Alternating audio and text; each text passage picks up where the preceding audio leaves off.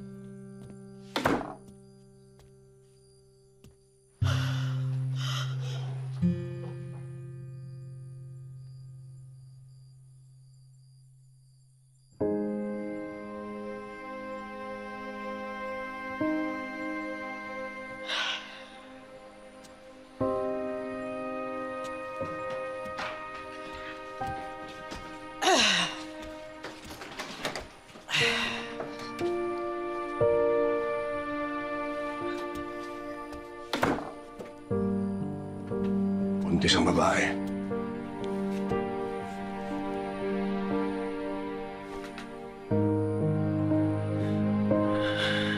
Hindi ko alam kung paano nagawa ni David to.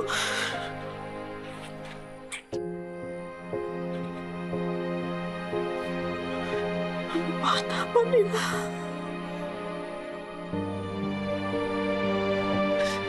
Tapos alam niya na mahula sitwasyon ng pamilya natin, di ba?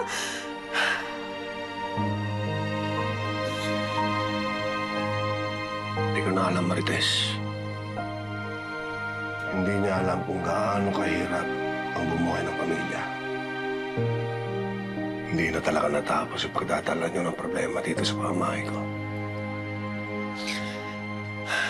Dito na to eh. Siguro ngayon ang kailangan natin gawin, kausapin yung mga bata. Yung mga magulang ni Camila. Para malaman natin kung ano mga plano nila.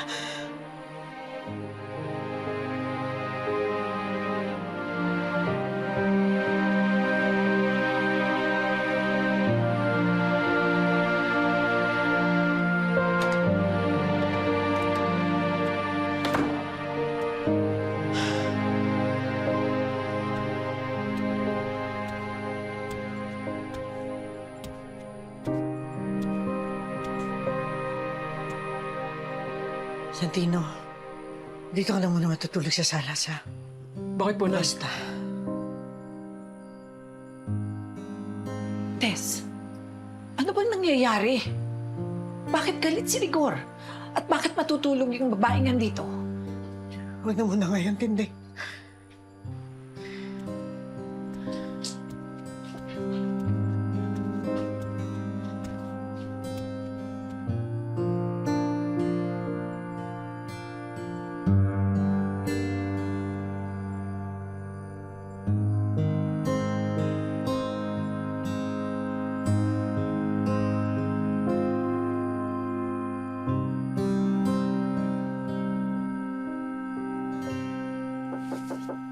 Ding, Vicente ka na ba? Oh, pasok. Ay, Ngoy. salamat sa Poong Nazareno. Isang bagong araw na naman. Bakit? Tinding, Ah, may kutob ako. Buntis yung babae. Ito naman si Marites. Bakit pinayagang magkasama sila sa isang kwarto, si Camila at si David? Noy, yan din ang kutob ko. Madadagdagan tayo sa pamilya. Itong si David, nag-uuwi ng babae dito ni hindi man lamang tayo pinakilala. Tignan mo nga naman ano. Kung sino pa ito nagmamalinis, siya pa yung magdadala ng problema sa bahay. Eh hindi ba siya nagsabi yung mga paalamunin lang tayo? Sana wag tuluyang masira ang kinabukasan ng babae kung buntis nga siya. No. Sana nga. Eh anong klaseng ama naman kaya ang kalalabasan ni David? Eh manang-mana sa tatay niyang si Rigor. Naaawa ako kay Camille. Hindi mo alam kung talagang mahal yan at paninindigan ni David o binola-bola lang. May sabihin ba namang lola's boy siya? Feeling close. Talaga yung apo mo.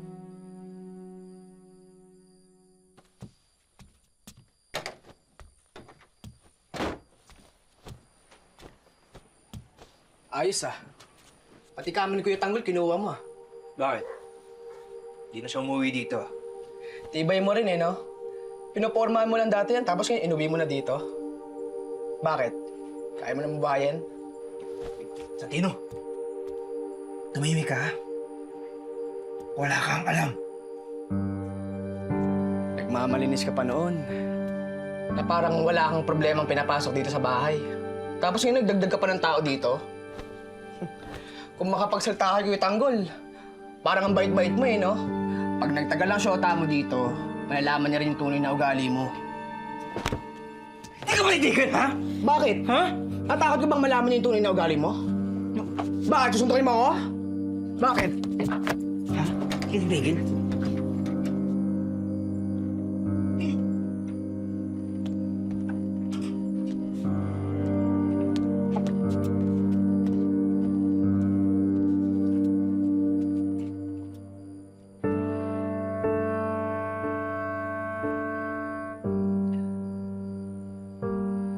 Kaya mo ba matulog dito?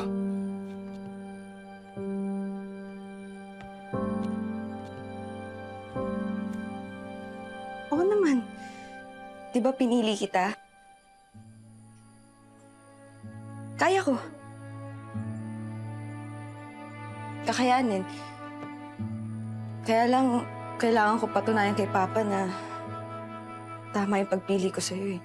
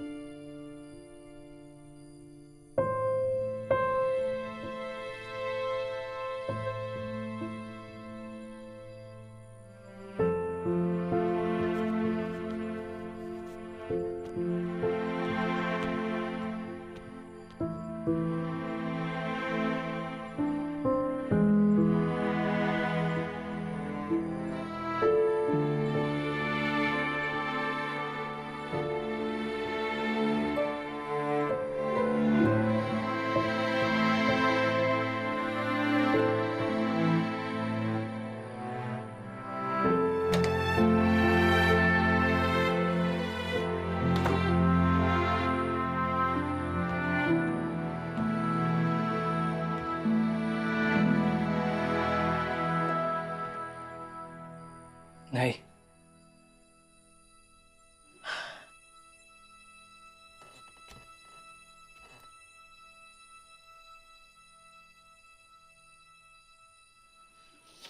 Mag-usap tayo. Santino, bumaba ka naman.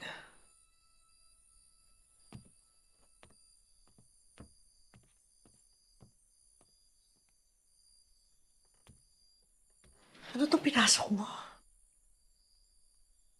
Alam mo ba na napakabata mo pa para bumuo ng isang pamilya? Paano mo yan tutustusan? Paano mo bubuhayin ang anak mo? Alam mo ba kung anong pangarap namin ng tatay mo para sa'yo? Nailam ko. Nagyari na eh. Wala na magagawa. Wala na rin kami magagawa!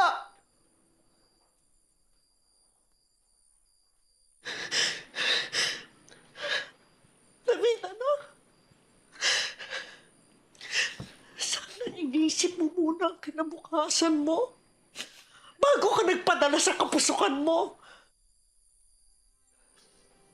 Paano na ngayon ang pag-aaral mo?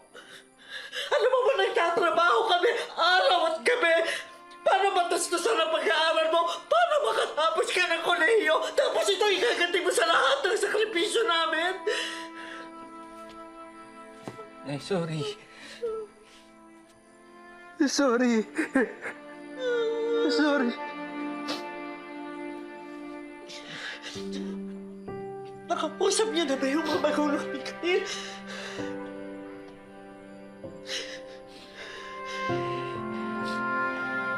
Hindi nila natanggap eh. Natural! Kami rin hindi namin tanggap!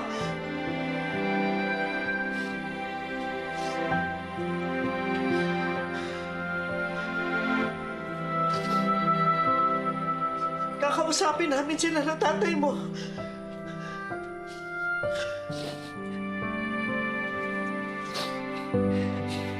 Oh.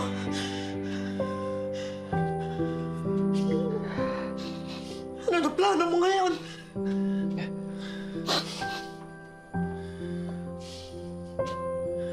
Dito na muna titira si Camila. Magkasama na muna kami.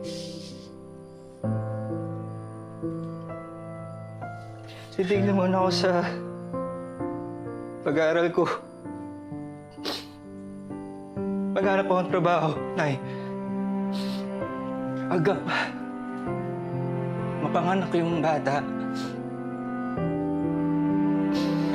Pag kaya na namin, bubukod na kami.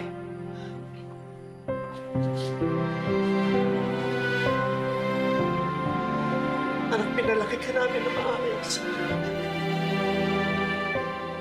Panindigan mo yung ginawa mo. Panindigan mo ang pagiging tatay mo. At sisiguraduhin mo na tatatuhin mo si Camille ng tama.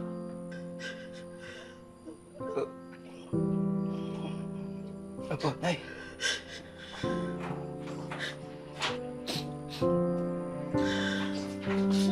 Ano nga dito?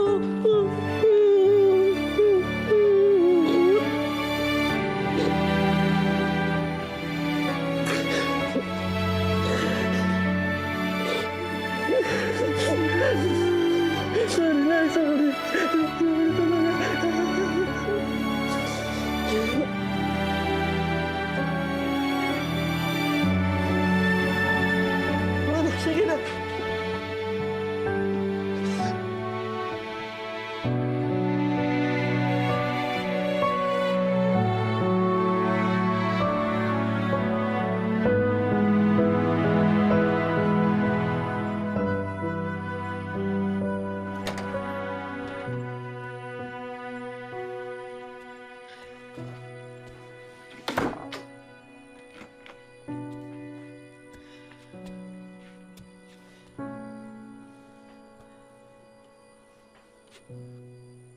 Nakausap kami ng anak mo.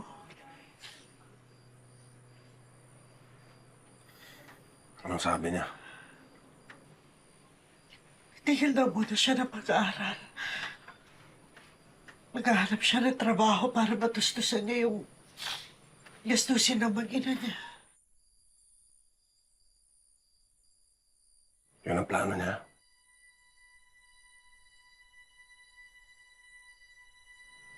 Sabihin mo sa kanya, ang gusto ko, tapusin niya ang pag-aaral niya. Dapat maging pulis siya. Kung kinakailangan ipagsabay niya ang pag-aaral niya at pagtatrabaho niya, gawin niya.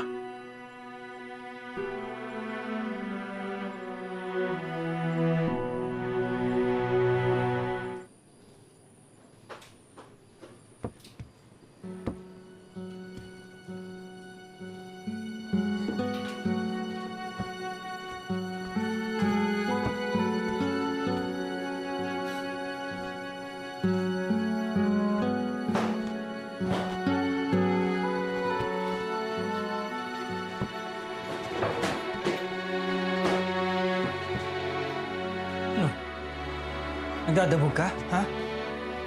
Dahil diyan ka matutulog? Matigas yung sopa? Ang babaw mo!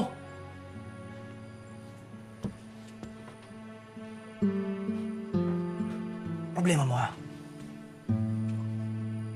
Pag ganyan ka makatingin. Ikaw! Nagdagdag ka pa ng problema dito, ha? Yan tuloy galit si nanay tsaka si tatay. Tumimik ka! Hindi ka kasi nag-iisip eh. Mamarinig ka dito! Huwag mong sabihin hindi ako nag-iisip, ha? Aksidente yung nangyari! Aksidente? Ha? Magpapalusot ka naman sa mga kasalanan ginawa mo? Nagdagdag ka pa ng problema dito. Bakit parang ako lang sinisisi niyo, ha? Si Tanggol lagi nagdadala ng problema dito sa bahay. Kaya di siya makauwi, di ba? Baka nakakalimutan mo. Ikaw ang dahilan kung bakit wala dito si Kuya Tanggol. Di ba ninakaw mo siya ng pera? Tumimik ka! Para panligaw na kay Ate Camille? Tapos yun iuwi mo dito? Ako ngayon walang lugar? Sige, magkikita kayo! Sige! O sige! Ano? Ang pera ni Tanggol kahit sa masama? Napupunta rin sa masama! Dumadahilan ka pa eh. Sabihin ka pa din, ha? Oo! Di ba nga nagpanggap pa pang Lolas Boy? Kung alam lang niya, kung gaano ka kapasas kay Lola Tinding. Sabihin ka pa din, ha? Sinasabi ka pa! Gala! Aray! Hindi ka tumitigil! Ay, yung ano? Ano? Ayos ka? Ano? David! Titigil! Ano? Sino yung gulo sa bahay? Napakasama mo! Ano?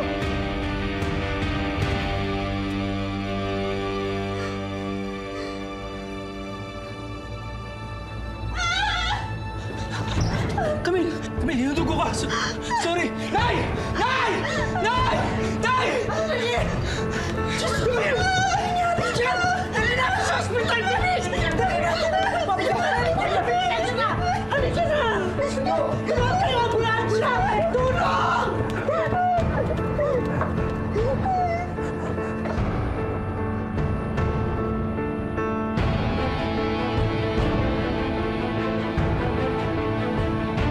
Excuse me! Ano mga doktor dito? Ano nangyari? Ano nangyari?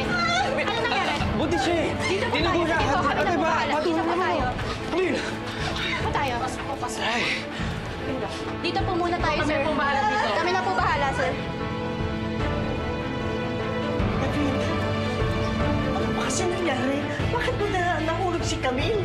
Ha? Santino eh! Nag-away kami, eh biglang umawat. Umawat? Ano naman ba pinag-awayan ninyo? Saan kami si Santino, ha? Nasaan na? Ang daming kasing sinasabi nun. Tapos ngayon wala. Pinatulong mo naman. Tama na muna. Ano ba naman kayo magkapatid? Ang dami-dami na nating problema. Nag-aaway pa kayo. Ano? Ako pa din, Nay? Ako pa din sinisisi mo? Ha? Ang bihira naman! Ako pa din! Lagi eh. David! Relax lang po. Kalma lang, ma'am. Hindi mo na po masyadong iiyak.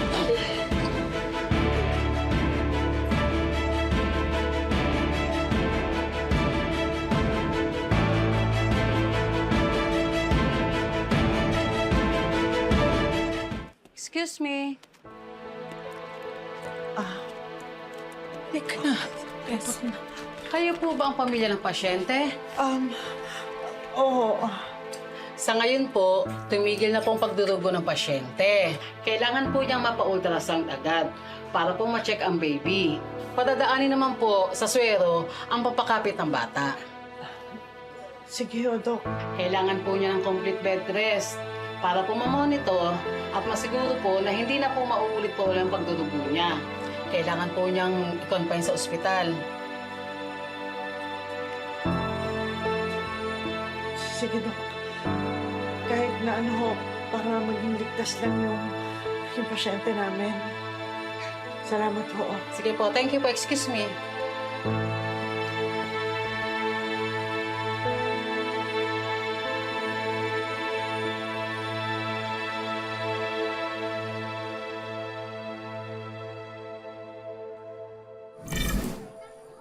Premo, anong plano mo kay Amanda?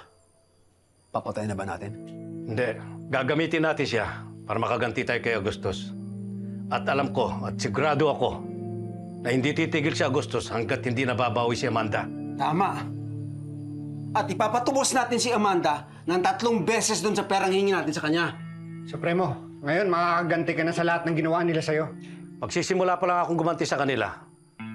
At ipadadanas ko sa kanila kung gaano kahirap ang naranasan ko sa kulungan.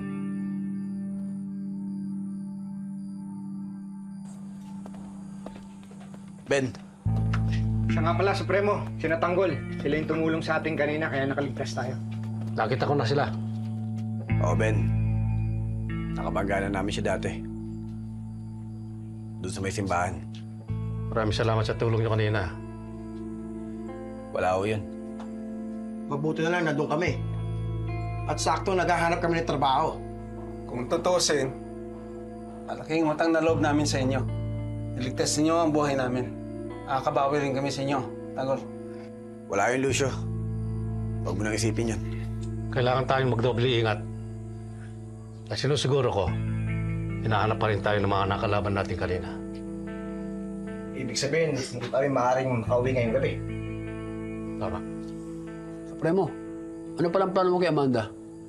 Baka makatakas yun. Mabulagan na lang tayo. Matutuntay ng mga kalaban dito. Alam mo, bakit talian na lang kayo natin si Amanda? Mahirap na, baka makatakas. Ringo, mukhang tali ka na. Talian mo na. Mahirap na eh. Mamaya, kalingat tayo, katulog, yan, nagiinom pa naman tayo. Akin na. Ako na. Tanggol, pasensya na ah. Antay-antay lang. Medyo nabuliliasa tayo dito, pero makakauwi kayo. Lucio, sana siguraduhin nyo lang na hindi kami sasabit dito. Hindi. Sinisigurado naming hindi kayo sasabit, Tanggol. Makakauwi kayo bukas na maaga at malinis ang mga pangalan ninyo. Tama? Siyempre.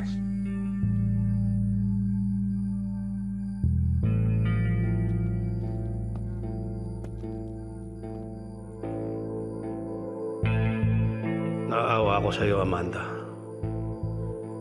Ayaw kitang saktan at pahirapan.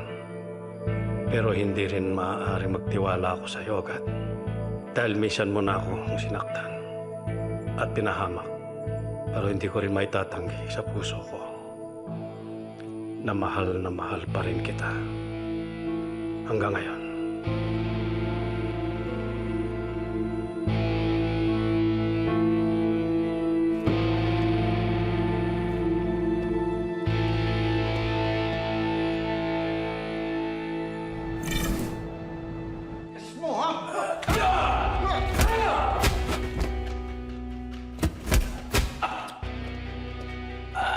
Di pa ba nagsasalita?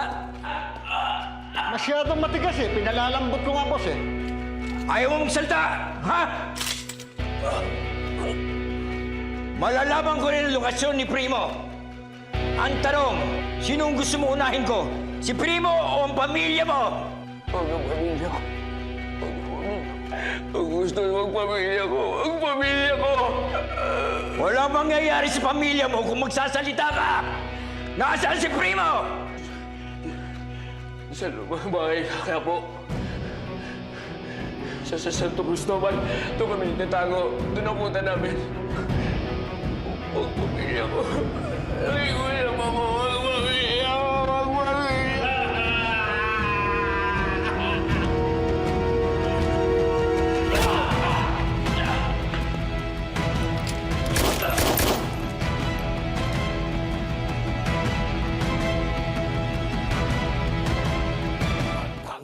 Sino mang nangangailangan sa manggaling tutulungan, tawagin lamang ang ating tagapagtanggol. Laban sa mga ganit at sinungaling umanda pagkat nandito na ang ating tagapagtanggol. Sino mang nangangailangan sa manggaling tutulungan, tawagin